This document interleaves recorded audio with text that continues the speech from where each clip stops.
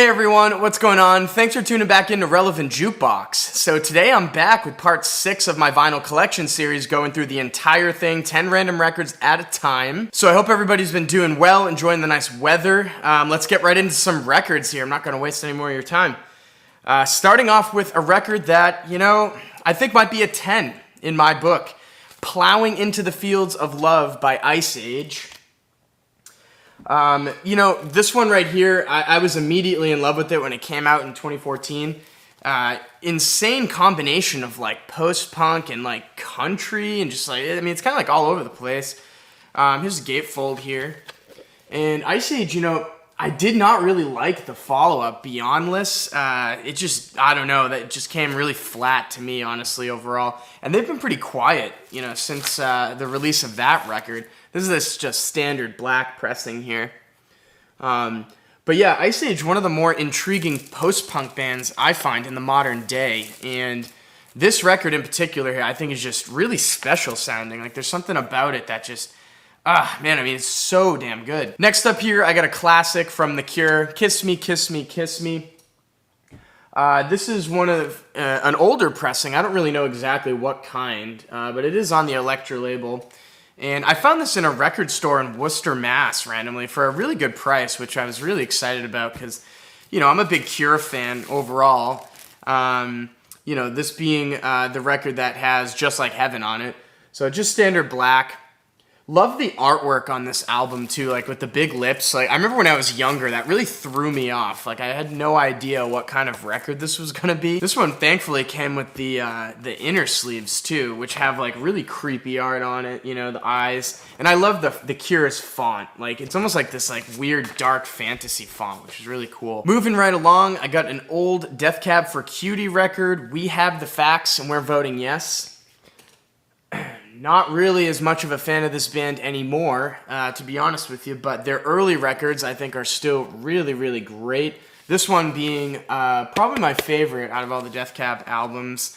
And this is kind of a special press. This one, before it got reissued, went for crazy money.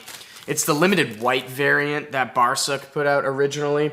And it's got a die-cut sleeve, which I'll show in a sec. But yeah, this record...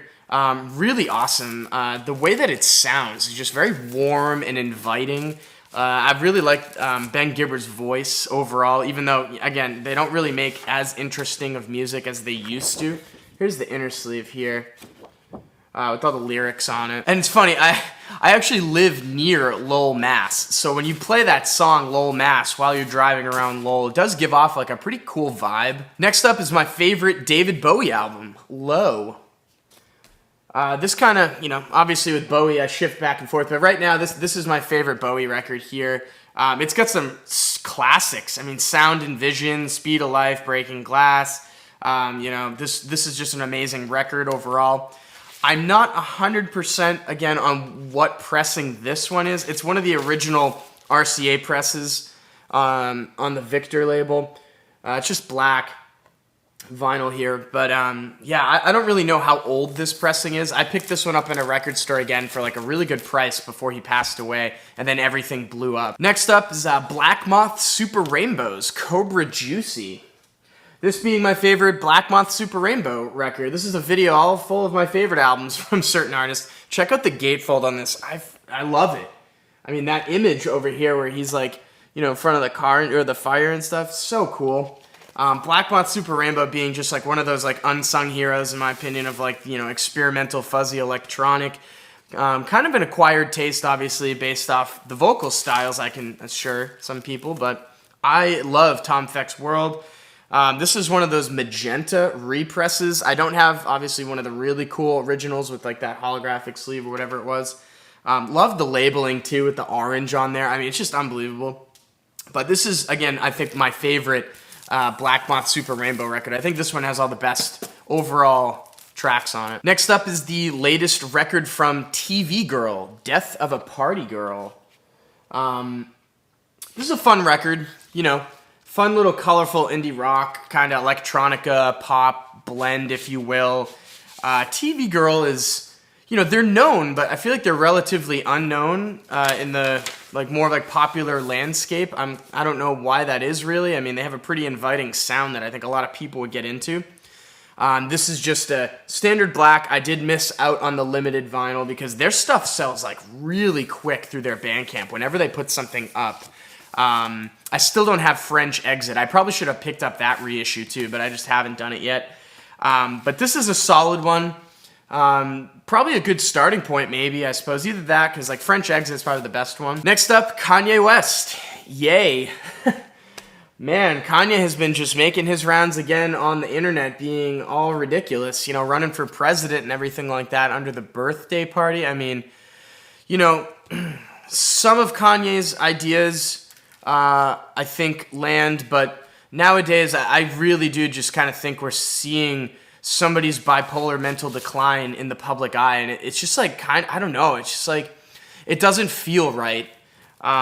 Given where, you know, Kanye was, where he came from and all that. This is a solid album, though, I will say, yay. This is just standard black, really simple labeling with that green. Again, it's a little all over the place, but, you know, he does still have the ability to write some really incredible melodies, especially on this album, you know, with like Ghost Town and stuff like that. But I don't know what's going to happen to him in the future. I mean, apparently he's going through like a really crazy rut right now.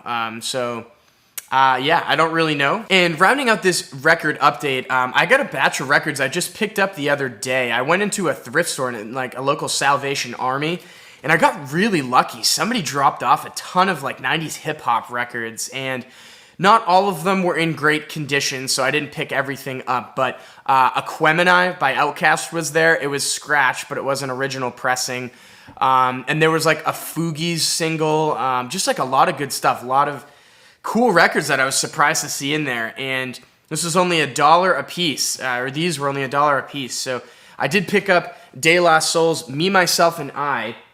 This is a promotional single, as you can see there with the gold foil stamp, but I mean, this is an amazing track from De La Soul. For $1, yeah, I'm going to pick this up all day.